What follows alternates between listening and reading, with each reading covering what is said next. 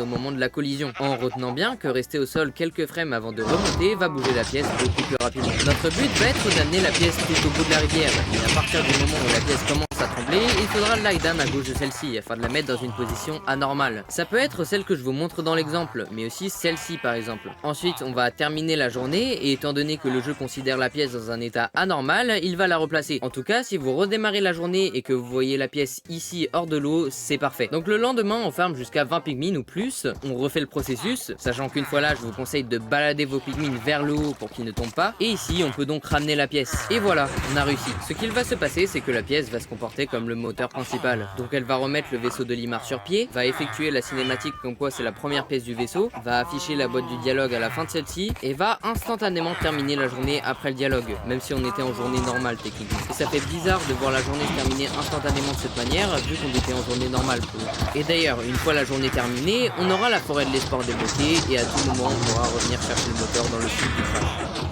Et voilà, c'est la fin de la vidéo. J'avoue, j'ai peut-être un peu abusé sur le temps de la vidéo pour un si petit jeu, mais je voulais le faire depuis longtemps et il me tient vraiment à cœur. Quoi qu'il en soit, comme d'hab, si vous avez bien aimé, vous connaissez le minimum à faire pour me soutenir, c'est-à-dire s'abonner, liker, commenter si vous le voulez, mais le plus important étant de partager la vidéo. Si vous connaissez des gens qui pourraient être intéressés par mes vidéos, voilà, ça me ferait très plaisir. D'ailleurs, si vous avez le temps, n'hésitez pas à checker ma chaîne Twitch, là où je fais des streams en facecam. Vous pouvez aussi voir ma tête sur ma chaîne secondaire, là où j'ai fait une FAQ. Dans tous les cas, c'était Lanoé. Ciao.